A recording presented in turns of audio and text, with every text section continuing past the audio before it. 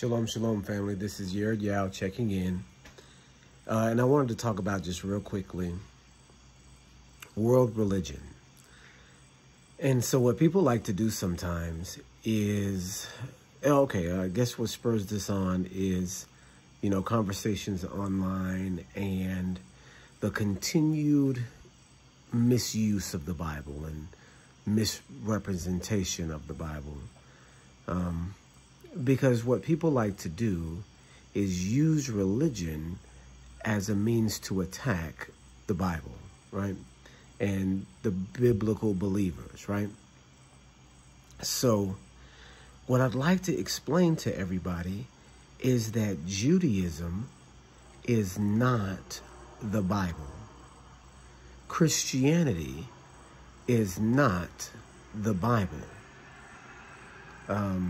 Roman Catholicism is not the Bible. Islam is not the Bible.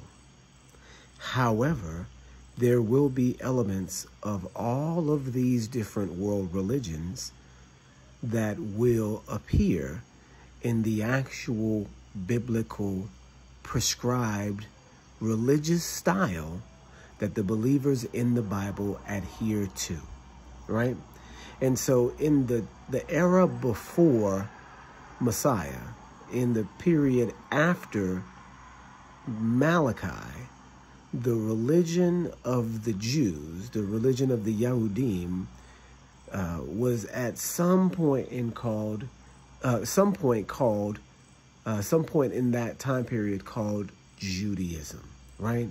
But you have to understand that that phrase does not appear in the Tanakh whatsoever. It first appears in the Maccabees and then again in the writings of Paul, right? And so what we find that Judaism actually is a more of a copycat religious doctrine that emerges out of specific sects of people that follow Torah. We know in the era before the Messiah and after Malachi, we know this is the Maccabean era. You can call it the intertestamental era. That's what some people call it. But during this era, there was a lot of wild stuff going on. You have the Yahudim, the Jews, coming out of Persia, coming out of Greece, and coming out of these two places where they were not enslaved in Persia, but, influenced in Persia, but definitely enslaved in Greece. Coming out of this era with all of these new notions and new ideas, right?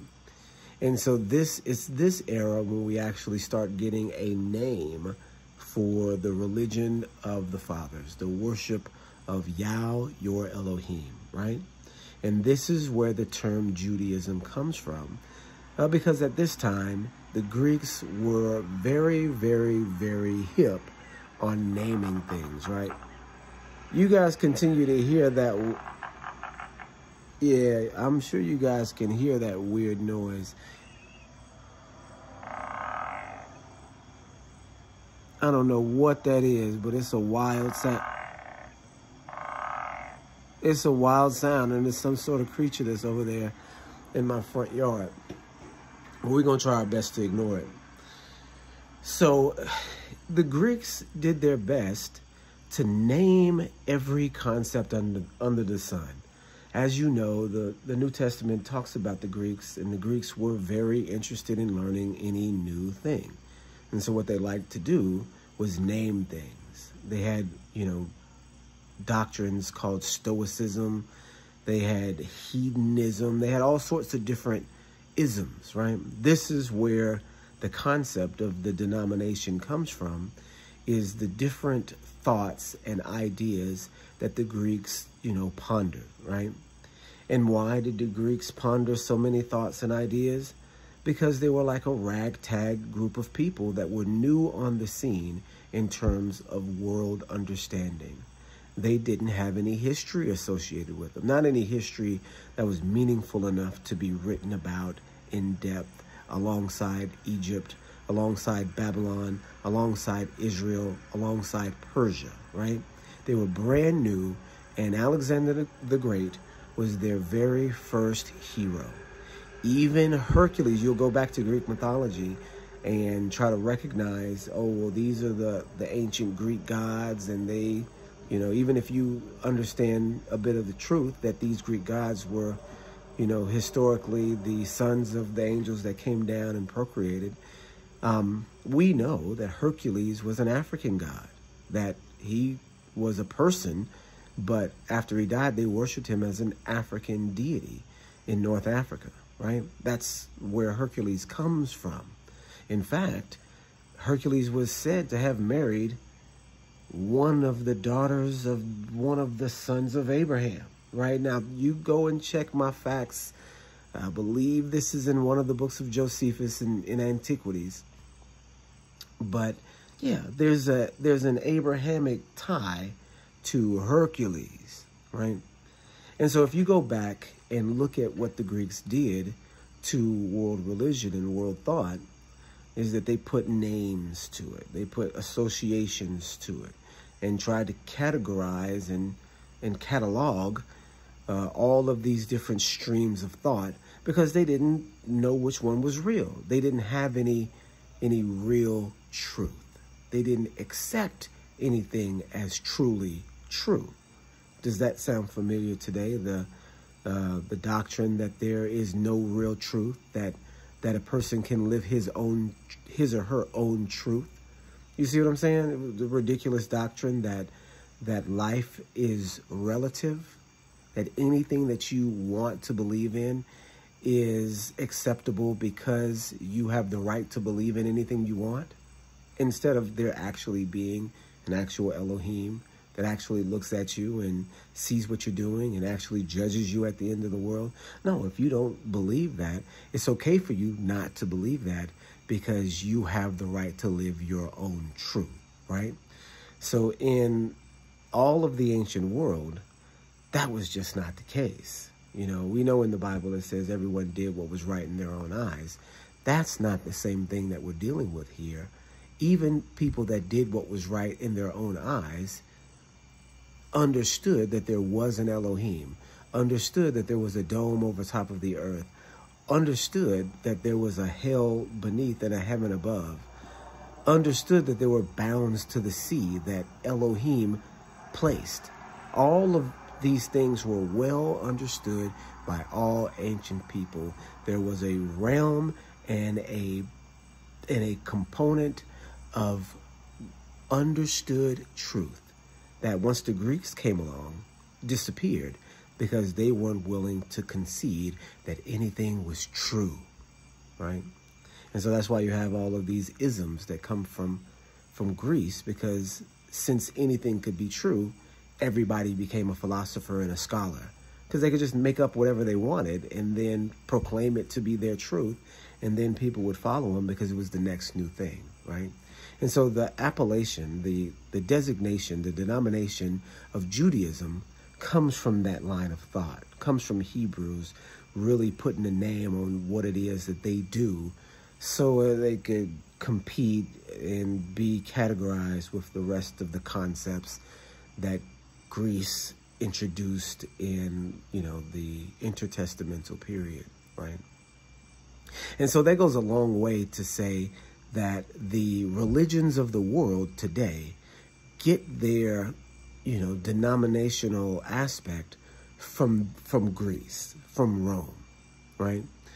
So you got, and let's kind of reel ourselves in here. You've got 3 world religions today that dominate the landscape of religious thought. And all 3 of those world religions come from the Bible. You've got Judaism, you've got Islam, and then you've got Roman Catholicism / Christianity.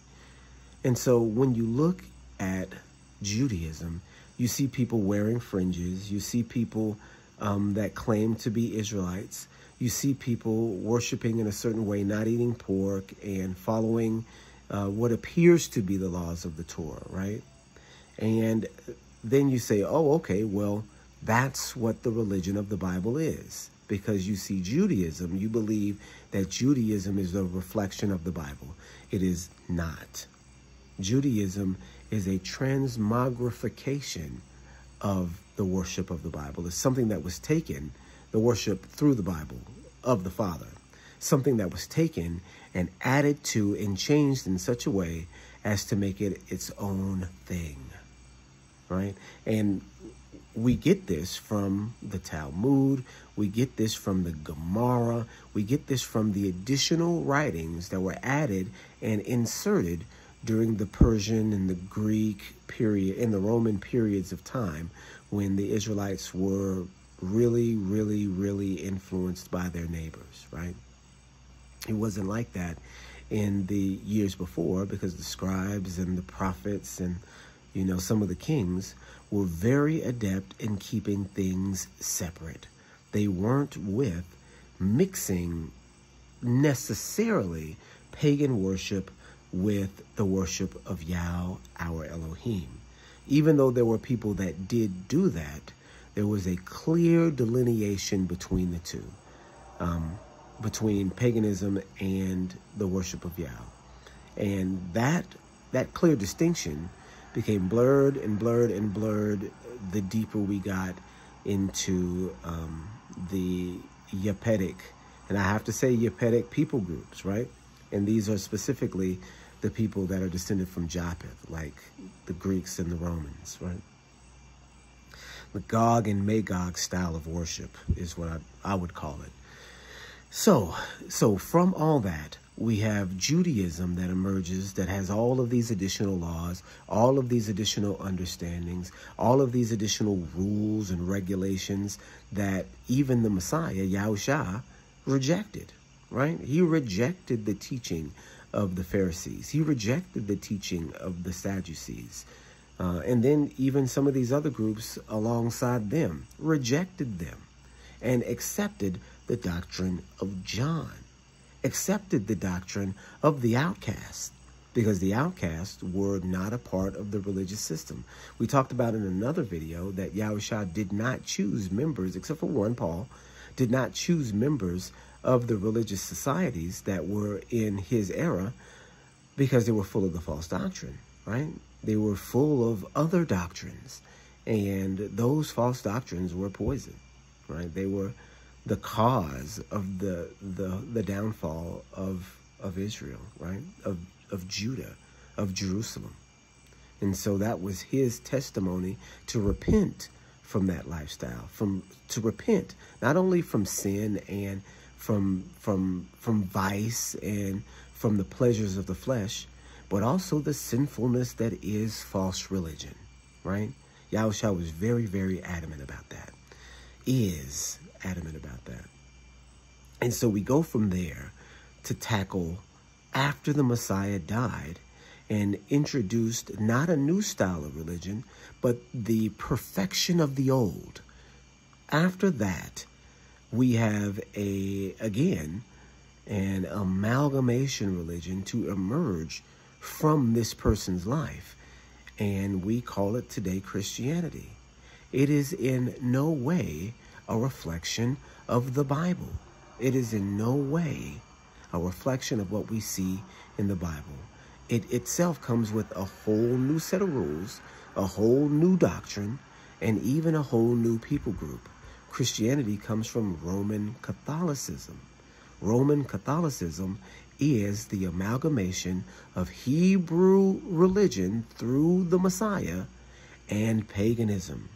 This is what Constantine did in 300 AD. He united the Hebraic religion that he was not able to stop with paganism, with his people, and began from that point on to change the complexion, both in worship and in image of the religion, right? He turned it from a black religion to a brown one, and then to a white one, right? And then the laws therein he eradicated and made the people of the book heretics themselves. I was just watching a video from another brother that went into this, that made the actual people that were doing the actual worship into heretics, right? I'm pretty sure that's some sort of fraud. If you guys know what kind of animal that is, you let me know. Do we need to be terrified of whatever that is down there? Is it some sort of weird and wild and dangerous creature? But anyway, that's what Constantine did. He changed the nature of the religion of the Bible again, right? Because this is what you have to do as the devil. You have to take the truth and change it in such a way as to make it an apostasy from what it actually is supposed to be, right? And that's what happened with Constantine. And then guess what? That did not stop the truth from continuing onward, because we have Catholic writings from Catholic people talking about the Israelites who continued in the worship of the Father through Messiah, that appeared as it should have appeared. That these, people that they call early Christians, but were actually called Natsarim, right? The branches, or the people of the way. They said that this was a heretical society, that they didn't know if they wanted to be Jews or Christians, because they believed in the Messiah and kept all the laws of the Torah as well, including the Sabbath day, right? This group of people survived all the way up until 1000 AD. So 1,000 years after Messiah's death, you still had people that kept all the laws of the Torah, not the laws of the Talmud, the laws of the Torah, and believed on Messiah. Where is that group today? Where is that ancient group today? It does not exist because of Catholicism. Catholicism wiped those people out. Wiped them out completely. And before we get into any more of that, there was another group to come along. Before these Natsarim were wiped out, they influenced in an Arab community a quote-unquote prophet who we don't see to be a prophet, named Muhammad. And in fact, Muhammad himself writes that if you don't understand what you're doing as a follower of Islam, go ask a Christian or a Jew, right? And so you guys don't recognize, this is in Surah 10 for you Muslims that want to go check. And I'm sure you're very familiar with this quote-unquote scripture that Muhammad tells you if you're unfamiliar with how to worship, or what you should be doing, ask a Christian or a Jew. That word is not Christian. That word is Nosri, right? In the Arabic, Nosri. What is a Nosri? Here's the thing. It's not a Christian. It's not a Christian. Nosri and Christian are two different things. But check this out. In world history, they will conflate them as the same. The Nosri were the people that kept the commandments of Elohim and believed on Messiah, right?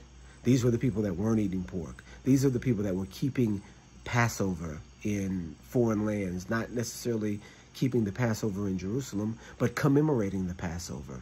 These were people that were commemorating all of the feast days and keeping the Sabbath and not eating pork and living the Torah as the Torah is prescribed. Not the Talmud, the Torah, and believing on Messiah. Those people were called Natsarim. And the surviving word survives today in Arabic as Nosri.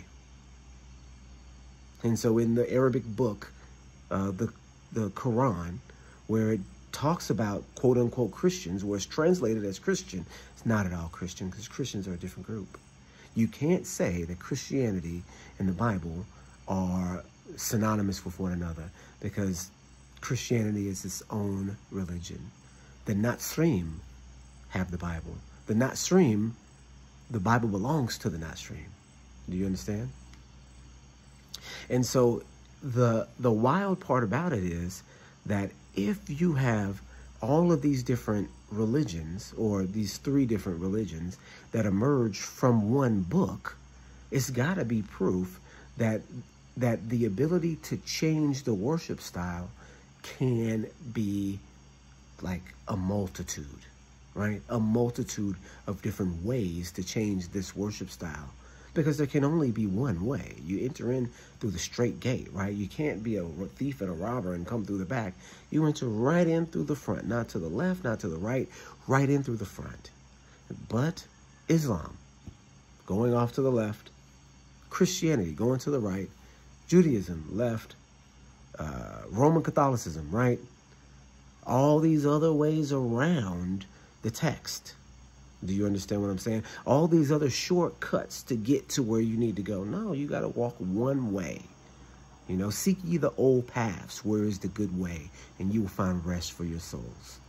Right? But so many people, including our own people, said, we will not. Right? And so when you look at all three of these different religions, you'll see elements of the truth in it, right? Yahushua says, love your neighbor as yourself, quoting from the Torah as one of the greatest commandments. Therefore, Christianity takes this as the greatest commandment, and love is above all things, right? So we have to love our neighbor no matter who our neighbor is. And since that is the greatest commandment of them all, it supersedes even keeping the Sabbath and all of the commandments that we know to be true, right? So the interpretation of love thy neighbor goes beyond the nationalistic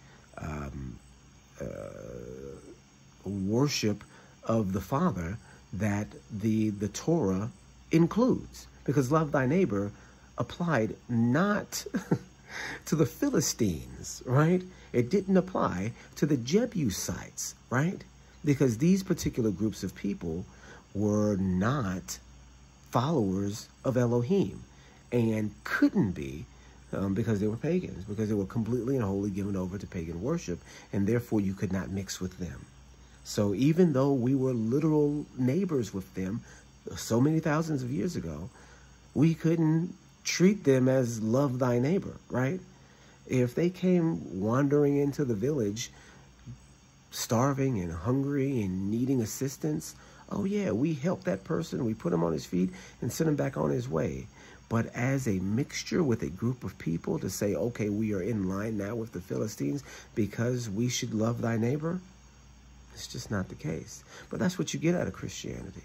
That's the interpretation that holds true even to this day, that, oh, no matter who your neighbor is, you got to love them. You got to let them spit in your face. You got to let them slap you. You got to let them do all of these different things, even though the Messiah was clearly not talking about that, right? And so the feel-good nature of Christianity, the loving, the neighborly, the giving nature of Christianity is Torah, right? That's what Torah is all about. And Yahushua, the Messiah, didn't come on the scene bringing any new doctrine. He came on the scene perfecting the old doctrine for people to understand, because people had gotten so hard-hearted. People had gotten so stiff-necked that they had to be reminded that they were required to love one another, right? They had to be reminded in the most powerful way, right? So that loving Christianity style is ours from the start, is the Father's from the start. And if we believe in the Father and we believe in the nation that he established, then we'll love one another and it'll look a certain way. That doesn't leave from the concept of following Messiah just because we don't recognize ourselves as Christians, right? Okay, so in Roman Catholicism, they have concepts that are spooky and weird and, you know, stuff that we don't necessarily as Christians back in the day prescribe to, like the concept of purgatory. Well, guess what? Purgatory is real. It's on Sheol. I mean, we were talking about this. My son made a video about it. Everyone goes to Sheol. Everyone goes to hell. Hell is purgatory. It's a place within the earth, a literal place within the earth, where the dead are stored until the end of the world. There is a place called Abraham's bosom, and there is a place called the pit. And in between those two places, there is a great gulf fixed so that one cannot pass over from the other. That gulf is also mentioned in Greek mythology as the river Styx, right? And so we recognize the nature of the inner earth as the purgatory for all the souls of mankind who will be resurrected at the end of the world and judged. That concept does not come from Greek mythology. It does not come from Roman mythology. It comes from ancient Hebraic understanding. And it's just reimagined, re-envisioned as a Catholic tenet, right? And so dealing with Islam, which in itself is a denomination of Christianity. Do you guys recognize that Islam is a denomination of Christianity? You know that Muslims believe in the Messiah, and they believe in him in such a way, right? Islam is a radical denomination of Christianity. Believe it, you guys. And so when you start to look at Islam and you start to look at how they pray in the morning, they pray in noon, they pray in the evening. Didn't Daniel say he prayed 3 times a day like that, right? Isn't that what Peter and John were going to do when they went to the temple in the book of Acts? They were going at the hour of prayer. What about when Peter was going to Cornelius? He was at that, or when Cornelius saw his vision at the hour of prayer, right? The hour of prayer. That is a Muslim concept that comes directly from the Bible, right? And so the word Muslim is mushalim, right? Which is a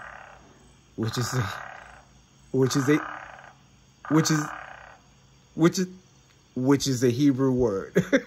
He's trying to interrupt me, whatever that is. It's a Hebrew word. It's the Hebrew word shalom. And so what is a Muslim? One who submits, one who is peaceful. So you can't even have the word Muslim without the Hebrew influence on it. And guess what? People who follow Messiah, people who follow the Torah are commanded to be peaceful, are commanded to be mushalaim, right? Are commanded to be peacemakers. And so that concept doesn't originate with Arabs. That concept doesn't originate with Muhammad. It comes from the Torah. It comes from Messiah, the living Torah, right? And guess what? The term Islam is the same word. It's the same exact thing. Islam, which means it's the Hebrew. Oh my gosh, you guys, you're gonna catch me right here, trying to parse, right? This is the Hebrew. It would be first person singular imperfect.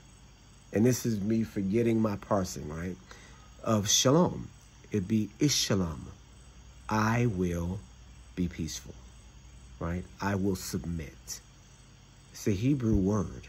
It's a Hebrew concept that comes from the Bible, not from Arabs, not from an Arab prophet, not from Mecca or Saudi Arabia. It comes from Yerushalayim. It comes from Yah, Abba, Father, right? That's where it comes from. And so you have to recognize that all of these components of all of these different religions all over the world, and you're talking about the 3 most dominant religions in the world that blanket the face of world religion altogether. This is religion. What we know of completely as religion is all Bible. Even you can go to some of these quote-unquote animistic religions and, Eastern religions like Buddhism and, Shinto religion in Japan. You'll find some elements there as well, like the term chi. Have you guys ever heard of chi in Eastern religions? The life force that, flows through your body and is the life of all things. Chi. Where does that come from? The Hebrew word for life force or life is chi. Chi, chi, chi, chi. Is that the same word or not? Same meaning. Same application, right? When Yah made Adam out of the clay, he blew into him the breath of life, the breath of Chi, it says in the scripture. And so these Eastern religions understood this and used it even as the same word, the same Hebrew word. Do you understand the Bible is the basis for all religion on the planet? Look at the term samurai, and we're going to go from religious terms to just terms in themselves, terms that are embedded into the societies of languages that are not Hebrew, but are Hebrew terms. The term samurai is the guardian for the king, right? The king's palace in, I believe it's Japan. Samurai, with the whole armor and, you know, swords and all that, comes from the Hebrew word shamar, right? To guard. What you're supposed to do to the commandments. You're supposed to guard the commandments. Samar, samari, shamari means my guardian. Samurai. That's not a coincidence, you guys. Biblical culture is world religion. It just so turns out that all the denominations and all the watered down aspects of it are the things that Satan creates, right? Or the satanic religions, or the anti-religions to the truth. And it makes sense that there would be a plethora of them because Satan is the father of lies. He's lying here, there, about every single aspect of biblical doctrine. There can be a lie there. And then in that lie can spawn a false religion. We've seen it happen so many times, right? Right? And that's why he has to come down and set things straight. That's why there exists a remnant who still sigh for Jerusalem, right? That's why a remnant exists today. Because the truth has to be told. And through his people, and through the awakening of his people, truth will be told, right? Because we, who have been separated from our culture for so long, waking up and seeing that it's the root of all culture, root of all religion, see that as important, right? And some of us are willing to take the responsibility to try to get that back and to try to restore what was lost, right? It's just the coolest thing because you just wake up and see out of nowhere that, wait a second, this Bible that I've had all my whole life is true. And not only is it true, everybody wants it. And not only does everybody want it, everybody already has it and has already done what they wanted to do with it and taken the pieces and the parts that they liked and threw away the rest and created their own thing out of it, right? And so we're here to restore the feeling, right? That's what our job as Israelites is. As followers of Yah, that's what our mission is. That's what Yahushua's mission is. That's what the apostles' mission was, right? That's what we're here to do. We're here to restore the feeling. You see that's a big old huge bat right there too. Okay, you guys. Oh man, we are getting like almost directly on 30 minutes every time. I just wanted to come on here and holler at y'all about some of the misunderstandings that I'm seeing, because you can't conflate the Bible with Christianity. You can't conflate Judaism with Christianity. You can't conflate Judaism with Christianity, Judaism with the Bible. You can't conflate Islam with the Bible and say, okay, since I'm Islamic, I believe in all the prophets and the law and all that, but don't keep none of it. Don't read it. Don't pay any attention to it. Have a whole different book that they pay attention to. No, it's just not the same thing. You can't say Christianity is wicked and therefore the Bible is wicked. You can't say since Israel is bombing and genociding Gaza that the Bible is a wicked religion because this group that calls itself Israel is being wicked. Right? You can't use the people that have done wicked things with the Bible as a scapegoat to attack the Bible. Because the Bible is still true because of those people. In spite of those people. Right? Right? Okay, you guys. That's all I got, really. Just, I guess, in part airing out a few frustrations and, misunderstandings that I see online. But it's coming. It's coming. The truth is coming, and you guys better believe it. All right. Shalom, shalom.